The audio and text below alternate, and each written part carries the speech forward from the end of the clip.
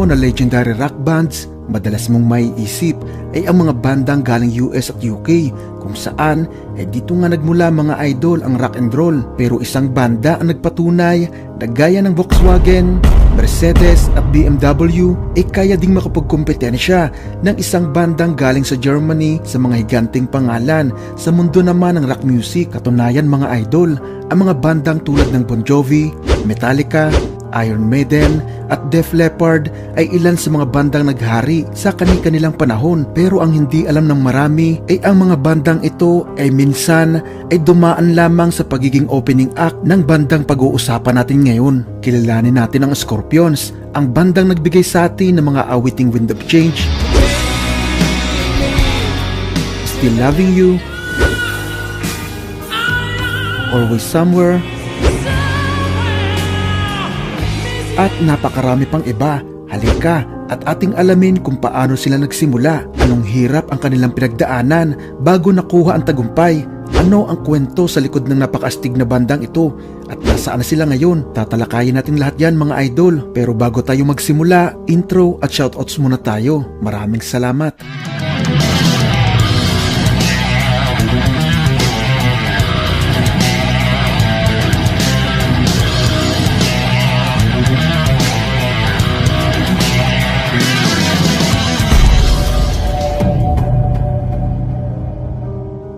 Sinimulang buuin ang bandang Scorpions ng rhythm guitarist at tumatayong bukalista ng panahon na yon na si Rudolf Schenker noong 1965. Kasama niya dito ang lead guitarist na si Karl-Heinz Vollmer, bassist na si Lothar Hemberg at ang drummer na si Wolfgang Johnny. Noong 1967, umalis ng banda si Karl-Heinz dahil mayroon itong military obligations, at noong 1970, sumali naman sa banda ang nakababatang kapatid ni Rudolf na si Michael Schenker kasama ang bagong bukalista na si Klaus Meine. At dito, nag-umpisa na silang gumawa ng mga awitin, at dahil una pa lang ay target na nilang makilala sa buong mundo, isinusulat nilang lahat sa wikang Ingles ang kanilang mga awitin. Nag-release sila ng pinakaunang album noong 1972, ang Lonesome Crow, at dito naranasan nilang mag-opening sa isang British band na UFO na kalaunan ay sinulot naman ang gitarista nilang si Michael Schenker. Sumali naman ito dito, pero bago ito umalis ipinakilala nito ang kaibigang si Ole Jan Root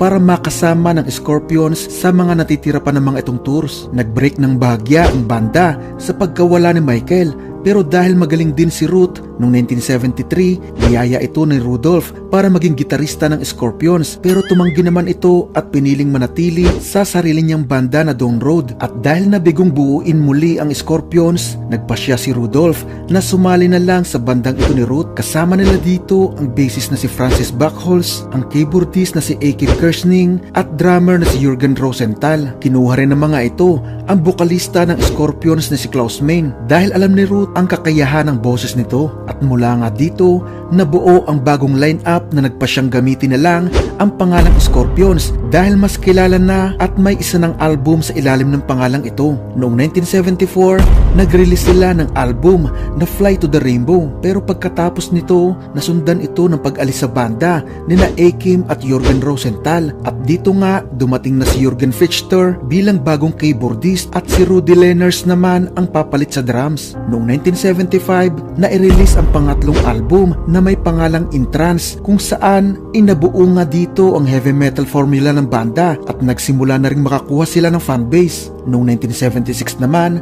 na-release naman ang pang-apat na album na Virgin Killer, kung saan ay nakakuha na sila ng kasikatan sa labas ng Europe. Ang problema lang ay ang cover ng album na ito na naharap sa sari-saring kontrobersya at napilitang palitan sa US, UK at sa iba't ibang bansa. Dito, umalis na rin ang banda si Rudy at pinalitan naman ni Herman Rarebell. Samantala, sinundan agad nila ito ng panglimang album na Taken by Force noong 1977. At dahil nga sa unti-unting success na nakukuha ng banda, mas naging paspasan ang promotion na isinagawa ng kanilang record label na RCA Records. Pero ganun pa man, hindi naging masaya si Root sa direksyong tinatahak ng Scorpions, kaya umalis ito sa banda. Sobrang laking dagok nito ito mga idol dahil ang skills ni Ruth sa gitara ay siya nang naging trademark ng tunog ng banda. Katunayan niyan, sobrang nahirapan sila sa paghahanap ng kapalit nito na inabot pa nga mga idol ng nakakalulang 140 guitarist ang kanilang sinubukan bago nila nakita at nakuha si Matthias Jobs. Pagkatapos nito,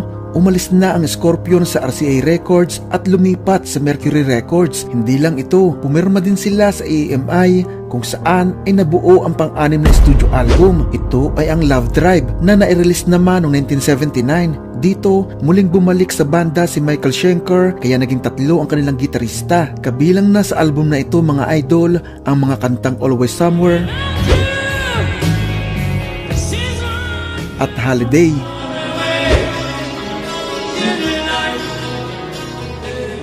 Pumalo ang album na ito sa pang-55 ng US charts na siyang katunayan na unti-unti na itong nakakapasok sa mainstream. At dahil nga sobrang dami ng kanilang gitarista, napilitan ng Scorpions na alisin si Jobs at panatiliin si Michael. Pero kalaunan, umalis din naman si Michael dahil pakiramdam nito ay hindi niya maabot ang expectation ng banda sa kanya. Kung kaya naman, ibinalik muli nila si Jobs para maging permanenteng gitarista ng banda. Noong 1980, na-release ang pang-7 album na Animal Magnetism kung saan nakaramdam si May ng problema sa kanyang vocal cords na kinailangan namang ipa-surgery. Noong 1981, inirelease naman ang pang-8 album na Blackout na kinailangan nilang idagdag si Don Dokken bilang pansamantalang backing vocals para kay Main. Dahil nung sinimulan nila ang album na ito, hindi pa nga ito lubusang nakaka-recover. Ganun pa man, ang album na ito ang naging pinaka-best-selling album nila na kinabibilangan ng awiting No One Like You.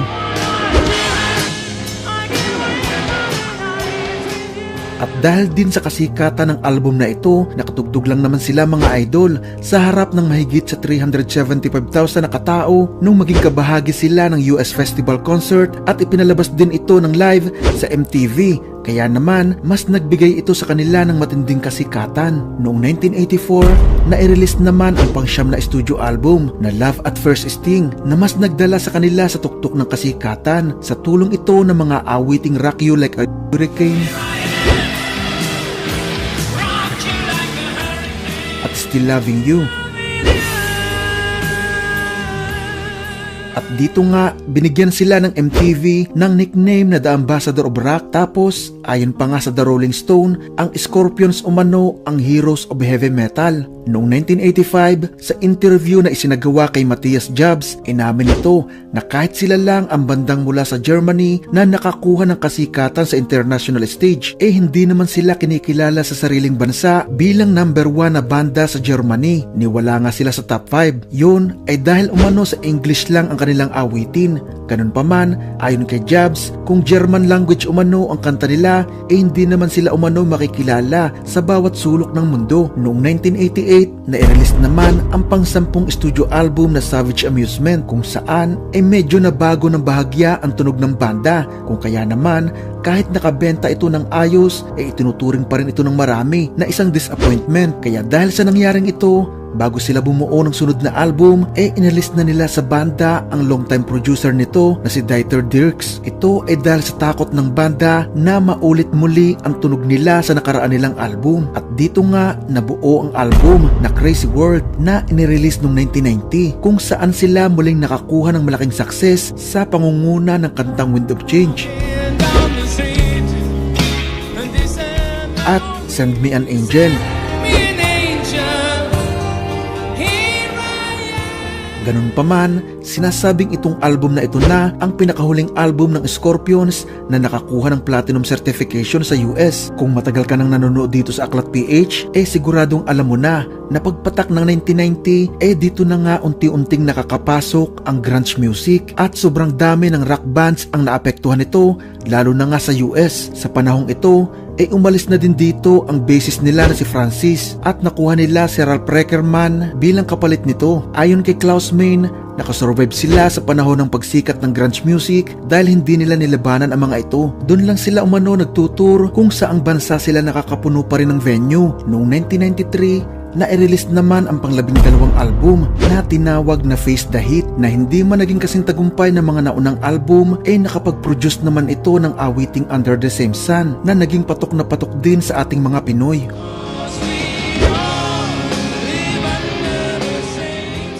Bago sila magsimula sa pang-13 studio album, umalis na ang drummer nila na si Herman Rerbel dahil mas ginusto nito na magtayo ng sarili niyang record label. Pinalitan ito pansamantala ni Kurt Kress, tapos dumating na ang bagong permanenteng drummer na si James Kotak na i-release nila ang album na Pure Instinct noong 1996 kasama ang awiting Wild Child at You and I. Noong 1999, na-release ang pang-14 na studio album na Eye to Eye kung saan ay naging pop-oriented ang style ng kanilang musika na ibinagay nila sa kung ano ang uso ng panahon na yun, pero hindi naman ito gaanong tinangkilik ng mga fans. Dito, nahirapan ang Scorpions na i-rebuild ang nasirang reputasyon dahil nga sa inabot nilang kritisismo sa album na ito, kaya naging dahilan siguro ito kaya medyo natagalan sila bago makapag-release ng bagong studio album. Pagkalipas pa ng 5 taon bago nabuo ang studio album na Unbreakable na inirelease naman noong 2004. Dito, marami ang natuwa dahil bumalik ang Scorpions sa original nitong tunog. Ika nga ni Klaus Meine, ang album na ito ay magsisilbing koneksyon ng mga luma at bagong fans ng Scorpions. Ganun pa man, hindi naman ito gaanong nag-success dahil na rin siguro sa bulok na promotion ng record label nila. Kung maaaring epekto rin ito mga idol ng sobrang tagal nilang pahinga sa paggawa ng studio album. Noong 2007, inirelease naman ang pang-16 na studio album na Humanity, Hour 1 na nakakuha muli ng pansin sa US at pumalo ito sa 63 ng Billboard 200. Sa taon ding ito, nakasama ang 2 kanta ng Scorpions sa video game na Guitar Hero 3 Legends of Rock. At bago matapos ang 2007, nagkaroon sila ng konsyerto sa Russia na akala nila nung una ay Christmas concert, pero kalaunan isa pala itong konsyerto para sa selebrasyon ng anibersaryo ng Cheka na isa sa pinagmula ng KGB na committee naman para sa state security ng Russia. Kung hahalongkay natin ang history mga idol, may hindi nga magandang kasaysayan sa pagitan ng Germany kung saan nagmula ang banda at ang bansang Russia, at ang Cheka ay part ng madilim na kasaysayan na yun. Kaya nilinaw ng Scorpions na ang kanilang pagtatanghal na yon ay hindi tribute para sa Cheka o anumang madilim na nakaraan ng Russia. Isa sa mga nanood ng live sa konsyertong ito mga idol ay si Vladimir Putin mismo. Noong 2010, na-release ang pang-17 album na Sting in the Tail na sa mga naunang anunsyo ng banda ay ito na umano ang huling album nila, at ang mga natitira pa nilang mga tours ay ang huli na nilang beses na magtatanghal. Pero noong 2012, taliwa sa sinabi nilang huli na nilang album ang Sting in the Tail, sinabi ni Jobs sa isang interview na hindi naghiwalay ang banda. Sa katunayan, mayroon pa silang sunod na album na maglalaman ng mga hindi nila na-release na mga kanta sa mga naunang album nila. Pero habang hindi pa nabubuo ang sunod na album, sobrang dami pa rin ang projects ng banda at patuloy na umaani ng mga parangal. Hindi man maganda ang benta ng mga albums, malakas naman sila sa mga tours. Lagi pa rin dinadagsa ng mga tao ang bawat konsyerto nila. Noong 2015, na-release ang pang-18 album na Return to Forever at nasundan pa ng mga compilation albums. Noong 2018, sinabi ni Rudolf Schenker na may plano pa silang mag-release ng isa pang album. Nag-iipon lang sila umano ng inspirasyon para mabuo ito. Then noong 2019, sinabi din ni Klaus Meine na maaaring mag-release sila ng bagong album noong 2020, pero inabot na nga ito ng pandemya mga idol na mas nagpabagal ng pag-usad ng pagkumpleto ng album na ito. Noong April 2020, nag-post sila sa kanilang YouTube channel ng isang bagong awitin na inspired naman sa pinagdadaanan ng mundo ngayon na pandemya. Ito ay ang Sign of Hope. Give me hope, just a little bit of hope.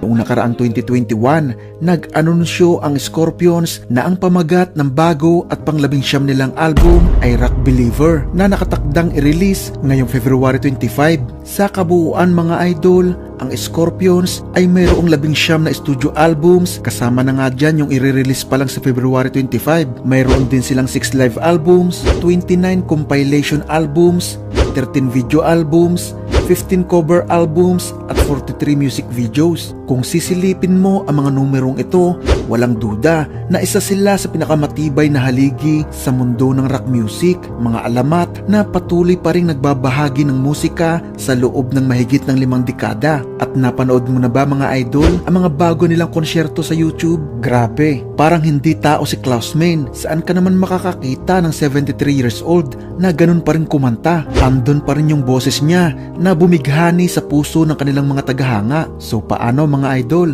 Kung nagustuhan mo itong video, huwag mong kakalimutang mag-subscribe at i-click ang notification bell para lagi kang updated sa mga bago nating kwento na tatalakay sa mga paborito mong banda. Pakilike na rin itong video mga idol bilang suporta sa ating channel. Maraming salamat sa inyong panonood.